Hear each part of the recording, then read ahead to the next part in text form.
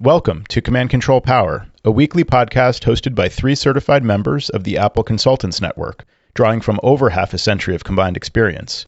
We talk shop, interview vendors and colleagues, and share what we've learned while operating our technology consulting practices.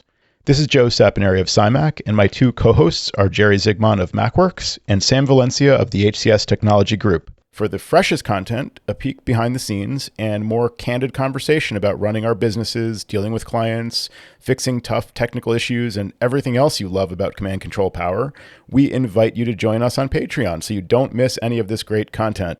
Go to commandcontrolpower.com and click support. Pledge monthly, and you can instantly subscribe to the patron-only shows right in your favorite podcast app.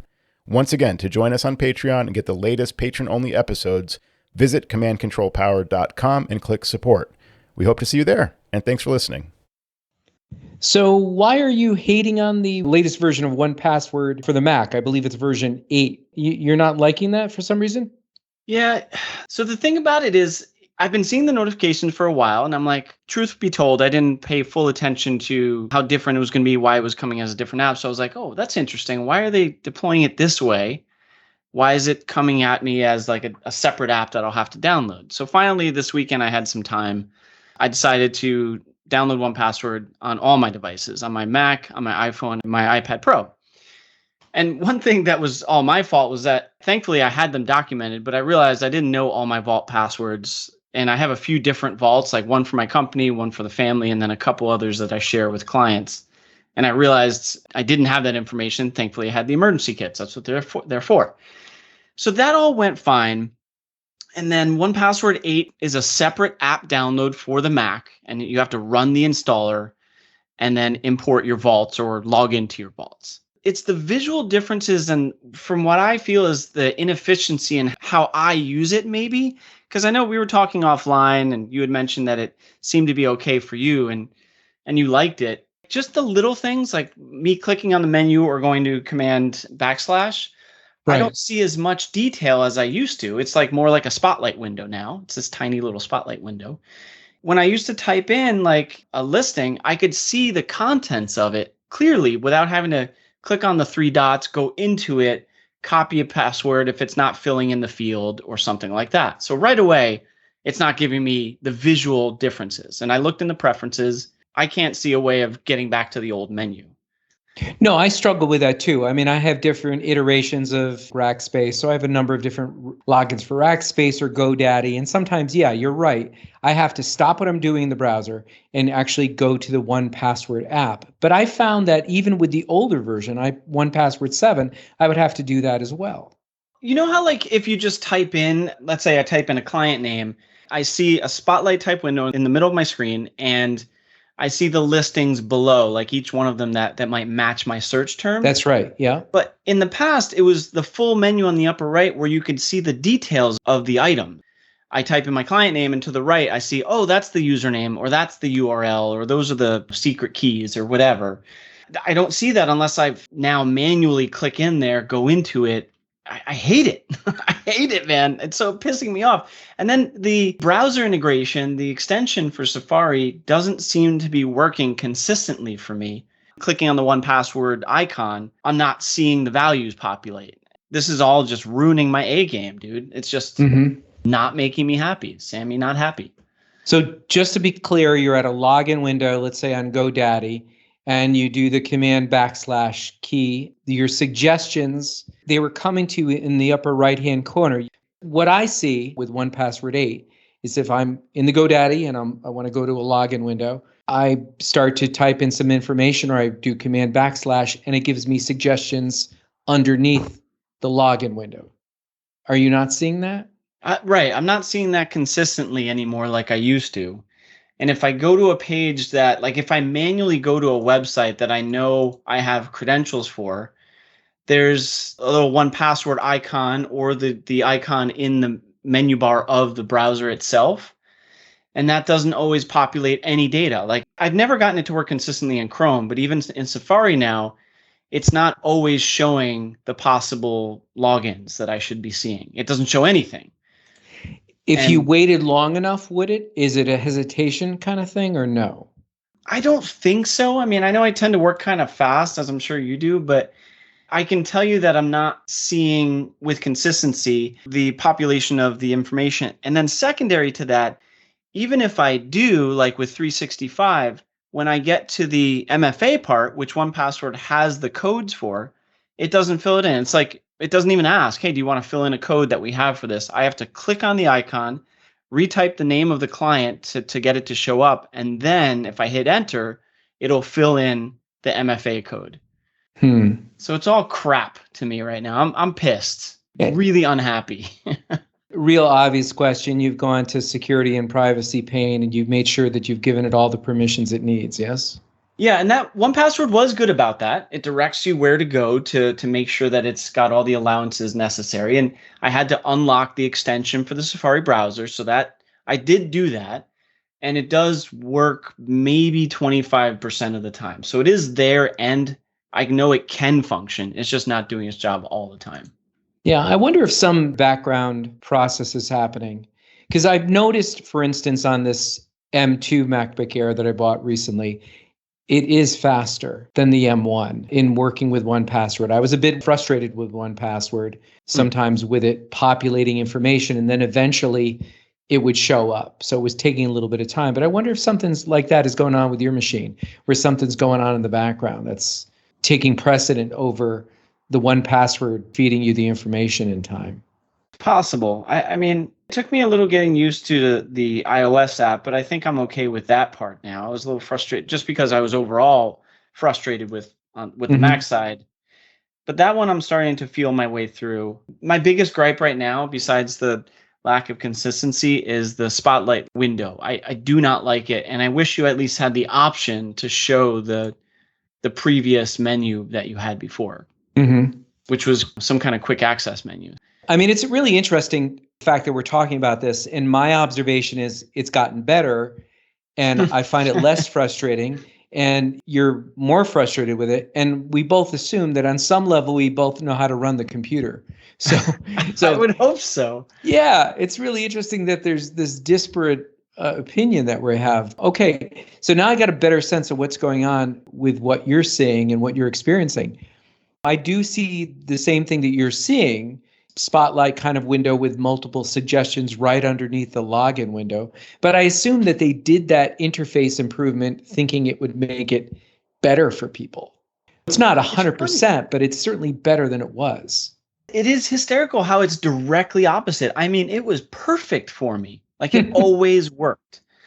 And now it's not, obviously. And even that, Jerry, is the big thing, because let's say, okay, the MFA didn't populate in the past. In the past, I could just command / and it was right there in front of me in the window, because it would show the contents of that Windows security items. But now command / just gives me the tiny window where I'd have to click the 3 dots to see the MFA code.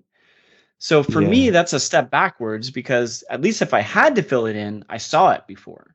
What I see populating underneath is multiple clients, GoDaddy credentials, but I don't see the 3 dots. And if I click on the browser icon in Safari for 1Password, I'm actually seeing all the information that you said that you're not seeing anymore. There's no keyboard shortcut to get to that browser icon, correct? Not that I know of. Even that, like, yes, you can go to the browser icon, and as long as it's showing that it knows the site you're on, then you'll get those details that you used to get in the 1Password menu on the upper right? That's like more like the 1Password menu. But even that, like, at least in the past, you could do command / and just see it. Now I got to move my mouse over to that corner. It can be done. Don't get me wrong. It's just, right. Maybe it is style and if the way you work and the way I work. No, you are absolutely correct, though, Sam. Now, if I do the command / command within the GoDaddy field, this must be fascinating for the listeners. I can now see those 3 dots. So I do indeed see what you're talking about there. However, I find this to be terrifically fast on the M2. So I'm wondering if you just need a new computer. That's what I would advise as your consultant. Already? I just spent money on this M1. Well, I mean, mine's 1 better because it's a 2 and yours is just a 1. I kind of figured that out. So when I need that a little bit more, I go to the M2. You got a couple computers in front of you, and you just go to the M2 and you need fast acting access. That was a lame reference to Spinal Tap, actually. Oh, nice. I just started watching some clips again because aren't they doing like a sequel or remake or something of it? Oh gosh, I kind of enjoyed it for what it was, and I just Yeah. think they're all too tired to do any more. I wish they would just leave it alone. I don't need to see like a continuation. It's just going to be bad. That's all. Like, there's no way it's going to be good. Yeah, it's like Wayne's World 3 or something like that. It's just not going to be as good as the original, you know? Oh, man. So Yeah, tell me, I mean, you got something going on with a client, right, Sue? You were having a tough day today. I know you reached out via text just to complain. I'm all hot and bothered today, Jerry. Everything's pissing me off. Maybe I just got off to a bad start with 1Password and just everything else cascaded. But yeah, I have a customer I've spoken about many times before, but this is the healthcare client, right? Yeah, I'll try and give abbreviated version because it's just a long laundry list of just badness and poor decision making. What we found out late in the game, we got a phone call from them. We're talking to them. They're like, "Oh, we're opening up an office in Florida." I'm like, "Oh, great, cool. When is that happening?" "Well, it's supposed to happen next month." Wait, what? What is happening next month? They're like, "We're supposed to open." I said, "Okay, so there's a lot of stuff that goes into this. Have you designed the space?" He's like, oh yeah, the walls are pretty much already up. Wow. I'm like, okay, we're going to get into it. This is not a good conversation for me because immediately I'm like, the walls are up. Well, what about wiring? Right? I mean, right. That's exactly was the next part of the conversation. I said, okay, well, I hate to break this to you, but we were brought in much too late in the game and we need to wire. Whether or not you're going to use wireless, that's a whole other story. But for peripherals and for the network equipment and everything else, you need wiring. They're like, oh, well, can you do anything after the fact? I'm like, well, yeah, we could try. So to blast through that, we had a lot of conversations with the architect who turned out to be a total a-hole and just I can't even, he was just a jerk. And at one point, we were asking the customer questions and he was copying. He's like, I need to be taken off this email chain immediately. And I was like, oh, now I'm definitely leaving you on because I just want to piss you off. So to get the scope of this, is this kind of like they're going to be in a strip mall and this is a build out of a space where they're throwing up aluminum studs in the walls and that sort of thing? Or they've actually chosen a building or they're building a building or this is some sort of a custom build out for them. So give me the scope of this generally. I'd say it's more like door number one, a strip mall kind of situation where they took over space but they completely revamped that space. So they put new rooms, new walls, all this stuff, TVs in every room. But isn't it standard practice for construction guys to throw in cat wiring or no? Some of them do. Yeah, you're 100% right. These guys did nothing. There was electrical. That's a whole nother nightmare, by the way. The electrical was done. No one even considered network or phone or anything. I'm like, wow. I don't even understand how in this day and age you can just forget that stuff. Unless you're renting a massage parlor, right? And then you don't really need much. You just need electric for some, soft lighting and you're good to go. You don't need the internet or the phone. Maybe that was going to be their soft opening. First just a massage parlor and then PT. I blame the architect, obviously. I mean, like, why would you not consider this something to discuss with the customer? Fast forward a bunch of time. We had to have them rip open some stuff, run some wiring. It was not pretty. We still weren't involved as much as we should have been. We're like, we're coming in kind of late. There are a lot of things we need to consider design-wise and network-wise. All right. I hate to derail your story again, but did you have boots on the ground there at all? I got a good buddy who works with us down in Hollywood, Florida. Does he own a restaurant? He does not. This is a buddy without a restaurant. He likes restaurants. Not that good a buddy, then, I would think, for you, Sam. Yeah, he's second on the list behind the restaurant. I'm sure.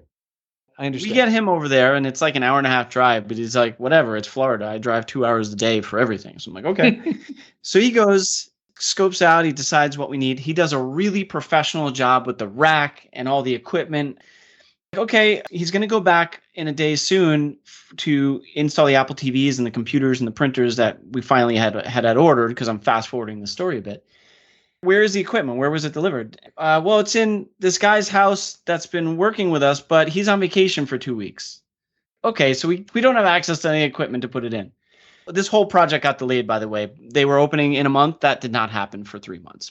And when he finally got back, that had the stuff stored in his like garage or something, he brought it in himself and decided to connect a bunch of stuff. So when I had our guy come back, we had Apple TVs that were zip tied to the mounting brackets of the TV themselves and just hanging by a cable.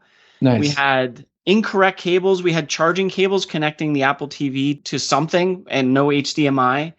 Nightmares of a situation. We had Nest cameras. We didn't even want these cameras, but they were hardwired into the wall. They were hardwired at a bad angle. So when we were finally able to adopt them, they had to be taken off and remounted because they couldn't get the angle of the office that was necessary.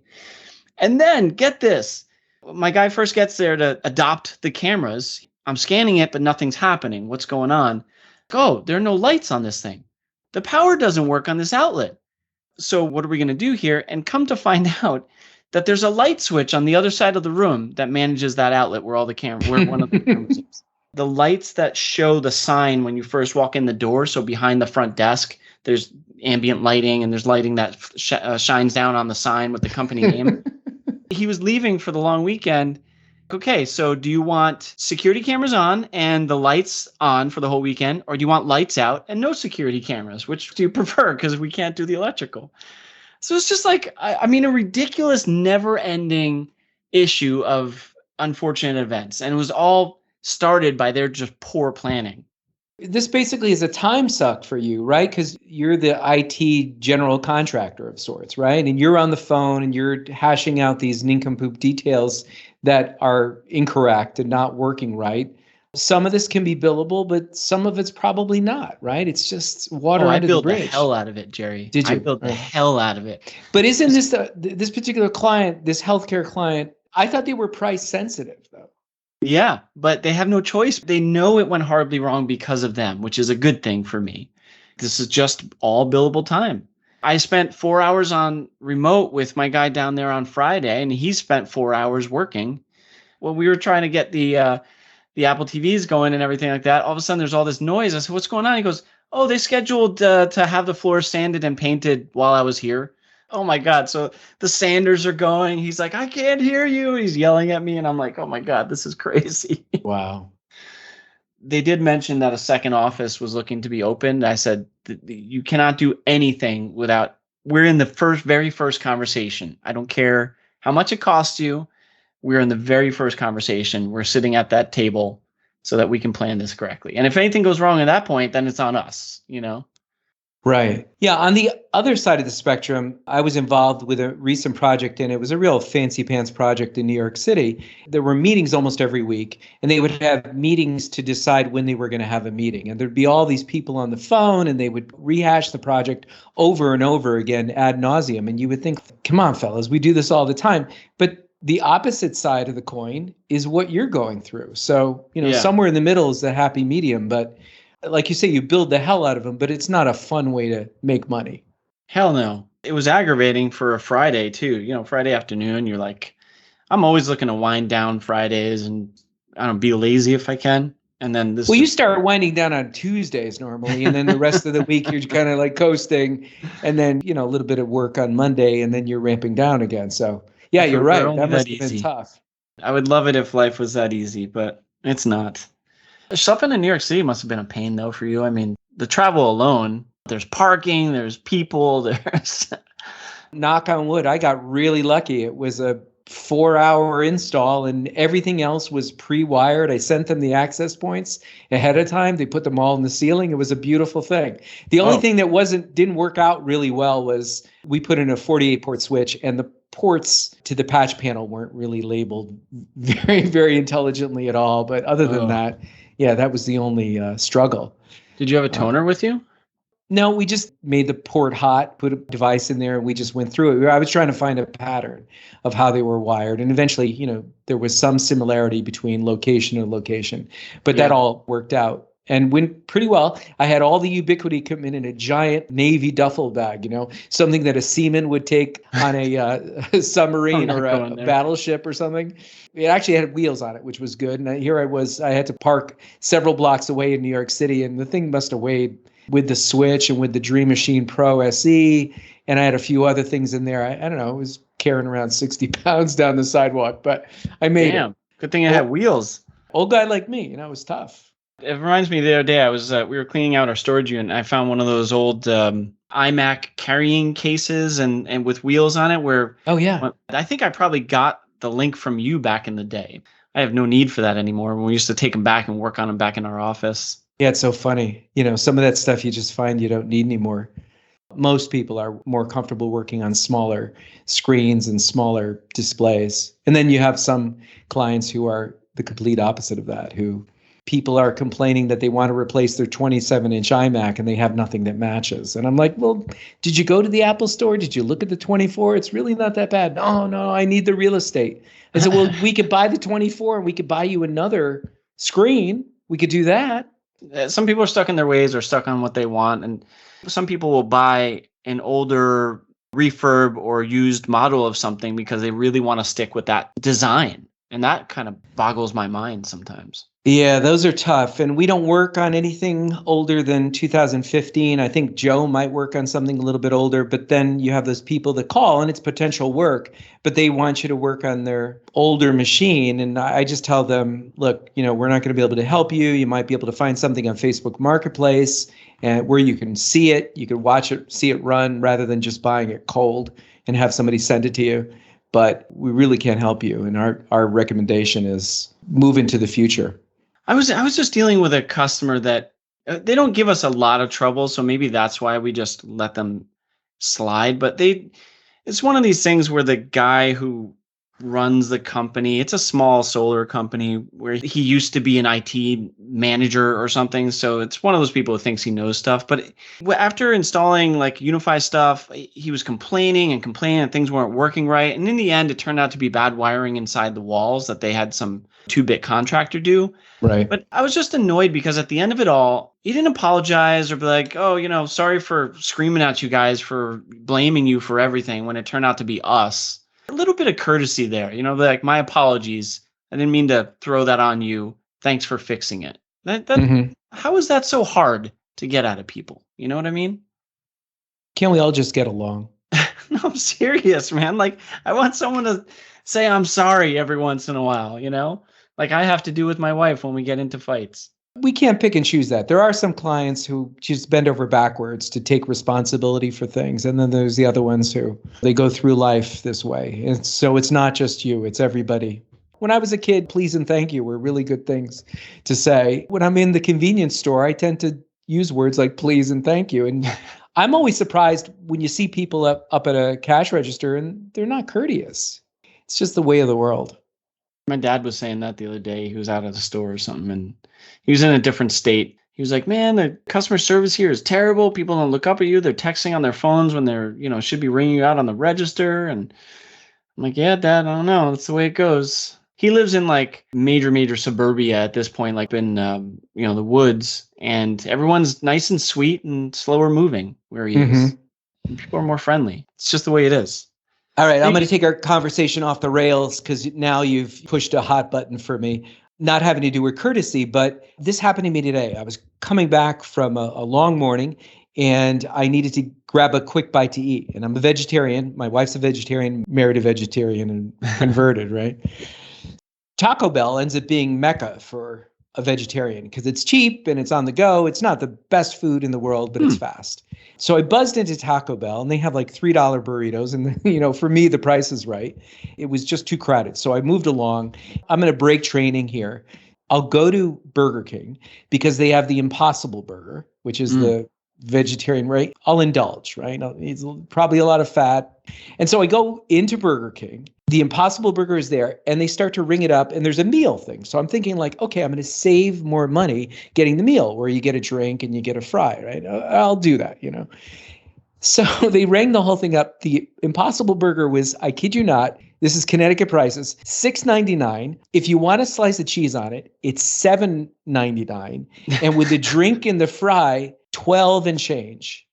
And wow. I drove up to the window. I said, I can't pay that. Oh, no way. You said no once you got to the window. Well, they don't care. They wasn't crowded. It probably wasn't crowded because people aren't going to pay those prices. Maybe I'm the old guy. yelling at the cloud. Were you aware that prices are that high for junky fast food? So you got a family of 4, take them into Burger King and you're rolling out of there with $48 out of your pocket? That I have noticed. Anywhere you go where it used to be a cheap meal is just like at least $50. And you're like, wow, this used to be nothing. I didn't know you had to pay $1 for a slice of cheese and then like another $6 for fries and a drink. That's pretty crappy. Pretty intense. Total price would have been with tax 12 and change, and I couldn't wrap my head around it. I told the guy, he just took off. No, I told him. I was very courteous. I said, look, I don't make a lot of money. I can't pay that. I just don't have that kind of money. I'll spend $12 for a nice Caesar salad or something that Caesar has fish in it. So it's really truly not vegetarian because it's got the anchovies, but something that's quality food, but I'm not going to pay $12 for Burger King. So you left the kid literally holding the bag, huh? He was fine with it. We bonded by the time I rolled out of there. Nice. Yeah. You're probably right in that they don't care if you didn't buy it, but you got all the way around and then you're just like, nope. Go back to Taco Bell? No, I went home and I ate. Oh, okay. I was another 17 minutes from home. I know you were hanging on the edge of your seat to get the, what did I do for lunch? But that's the solution.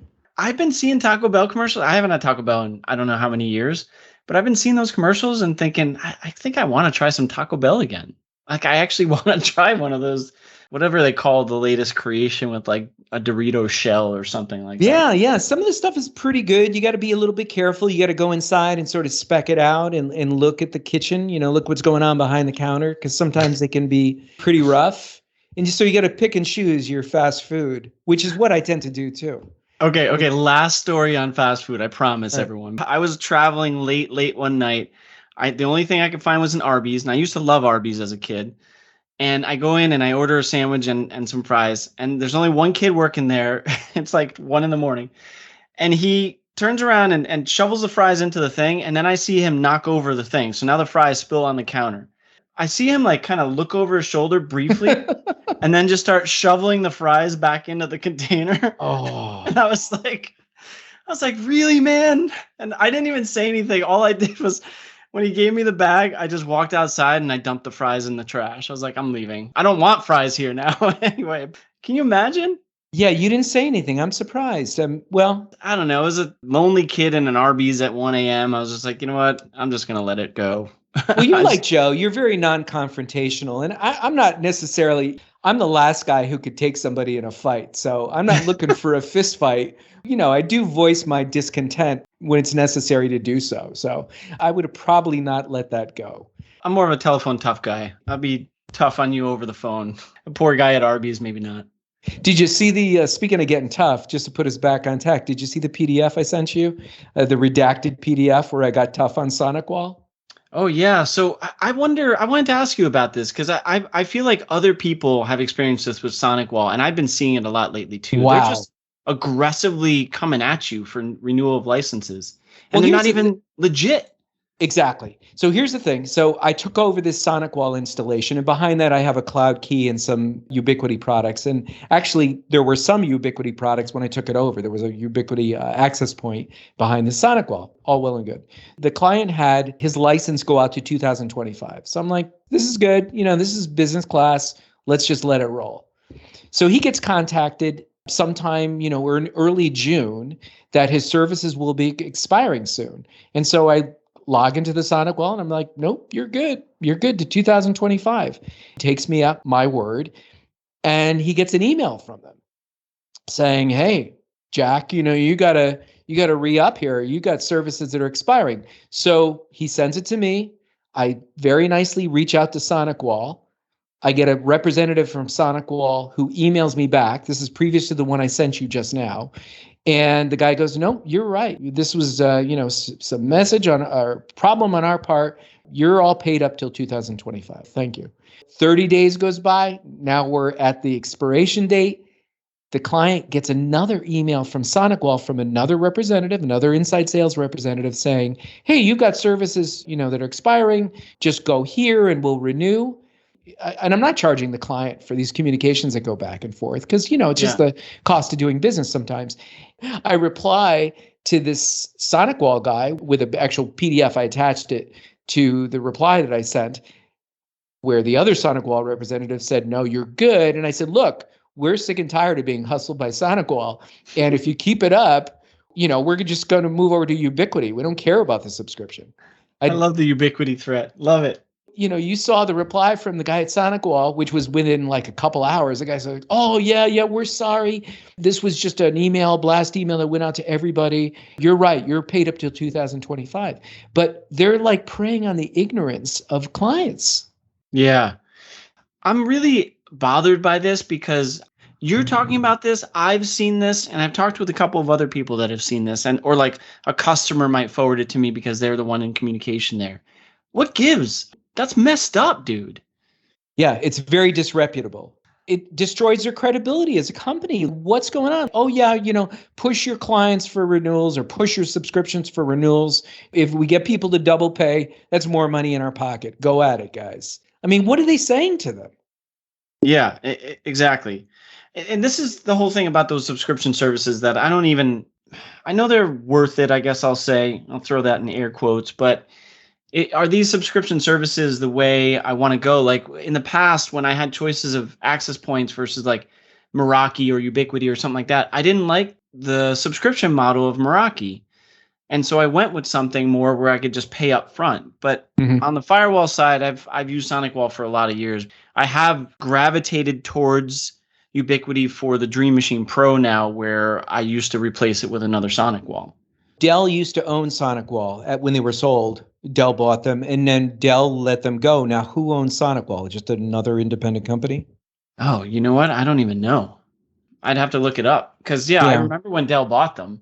In this particular case with this client who had this SonicWall, this TZ, whatever it was, running, I'm happy. I'm comfortable with it. And I think a few times you had actually helped me out how to turn off some of the packet sniffing that was built into it to increase some of the throughput. And then, I don't like they have these tiered pricings for their different gateways where, the more you pay, the more throughput you can get on the device. Yeah, that's BS, man. Yeah, that's BS too. Some may argue it's the next best thing to Meraki in terms of a business class gateway. Nobody's going to argue with you in court that you were using a SonicWall, I think, right?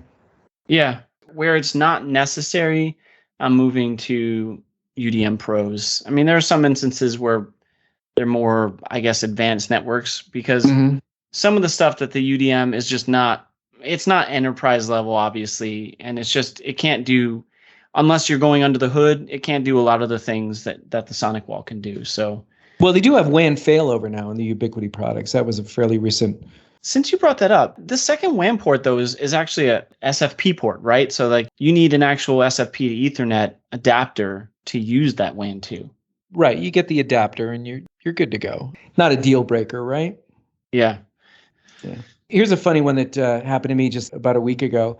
Speaking of healthcare companies, healthcare company not too far from me, they employ 200 people. They got a couple of buildings and they have 2 Macs in the entire building from the creative department. So they bought a couple studios. So they sat in the box for a long time, and they initially just said, we just want you to come in, make sure they're working, and then hook them up to the network.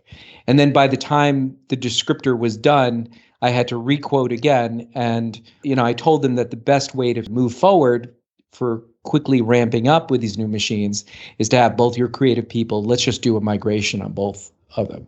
So I show up, and one of the things I said in the meeting to discuss, of course, the work, I said, you really have to make sure that your directory administrator is available because we need to bind them to your AD. And nobody said anything. So I show up and we do the migration. It takes a couple hours. It was fine. The clock's running this whole time. And I kid you not, we literally hung around for 3 hours. When we finally got one of the directory administrators on the phone, he wasn't on site in the premises. He worked off site. How can you be directory administrator and not work on site in the buildings that you're supporting? I don't understand that. And the other guy was completely out of the country. And so they said that they couldn't bind the machines to the directory. This is after 3 hours. The guy was on the phone. He said, I could tell you what the password is and then change it, but then that would be breaking policy. And I can't do that. So we're just going to have to set some date in the future. And so I was there for maybe like 5+ hours and full freight for me. And I'm like, see you guys. Yeah. I said, my work is done here. We just need to bind them. I showed the PC guy, this is what you need to do. I took some screenshots and very easy to do. That was that. You must have seen this dealing with a lot of larger corporate. I just marvel that any of these larger organizations can get work done. How does business take place with all these delays and all these meetings and this discussion? And then you show up to do the work and you're not ready. Like, I don't get it. Yeah. And like this thing needs manager approval, or this thing, there's like red tape galore. There's people that in large organizations, like people that have one specific job. So you could be working with the AD administrator, but you also need the network admin. That's a different person that works out of Houston. It's like, right. Before I left the building, we actually did a remote session, and it was ironic because the only way I could get a Zoom onto the Mac Studios was I had to use my phone within their building as a hotspot to download Zoom because everything else was blocked, even on their guest network. So I download Zoom, I get Zoom working, I get the guy to connect. We think we're home free. He's going to be able to bind one machine and then we'll get him zooming on the other one. And he's working from home or wherever he is, and he's like, oh, no, it's going to lock up. Wait a minute. My site's going to lock up because, I can't use Zoom. It just locks up on my PC. Nah, never mind. This won't work. So that was it. What? Wow. He's probably making 6 figures, no doubt. Wow. I think he said something like, yeah, I'm going to be there sometime, like 2 weeks. We'll just make a date and we'll be able to do it in 5 minutes. God bless America. Just. Oh, man. I was thinking about terrible inefficiencies like this, and I had one with Optimum. I went to a customer today, very small office, but they had to switch over from 1 static IP from Optimum to 5 static IPs. Okay. Optimum will tell you need a new modem. They're always going to say that. So, yeah, they said that. Then they scheduled some time. Like, listen, you guys are 20 minutes away from me. They usually call when they're a half hour out or so. Tell me when they do that, and I'll just come on over. Of course, they called me, and they're like, he's on site now. So I'm like, all right, fine. I go over there. He says, hey, we got to replace the modem. I'm like, yeah, I know. It's fine. Just let's do it. Do you have the static IPs so I can plug them into the Sonic wall and just get it all ready? And he's like, oh, I don't have those yet. Well, why? Oh, I got to plug in the modem first. Then it registers, and then someone over there does it. And then I go into a queue and wait for them to call me so that they can give me the static IPs. I've never seen this methodology before. Well, that kind of makes sense. They have to provision the device, right? The MAC address. And they're not going to do that ahead of time. So the guy goes out in the truck roll, he puts it in place, and then you have some network administrator who needs to building the stack or building the profile and assigning, pulling from the pool and assigning 5 IPs to that device. So this took half an hour though, dude. They were down for half an hour. That's pretty quick. That's pretty good. You're in good shape there. I'm complaining about this, and you're telling me I have no right to complain. Not for an hour. If you were waiting for a directory administrator for 3 hours. We both got paid for that. I guess that's okay.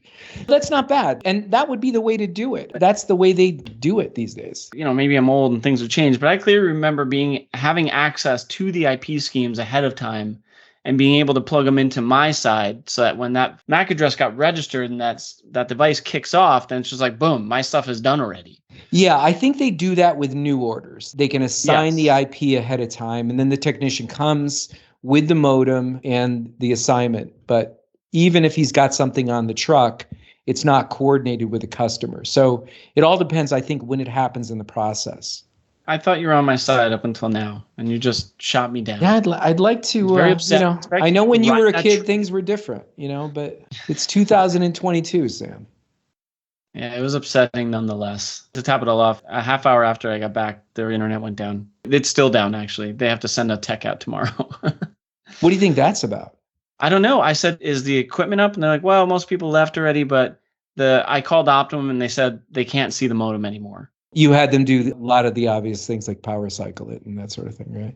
Yes, I would normally, but by the time they reached out to me, the people had left for the day. So someone from their other office called me, and I was just like, well, can someone look at the closet? I can troubleshoot. They're like, oh, they went home. I'm like, okay, well, call me tomorrow. I mean, what do you want me to do? Right. If you're not worried about it, I'm not worried about it. Yeah. Yeah. Have a great night. I'll see you.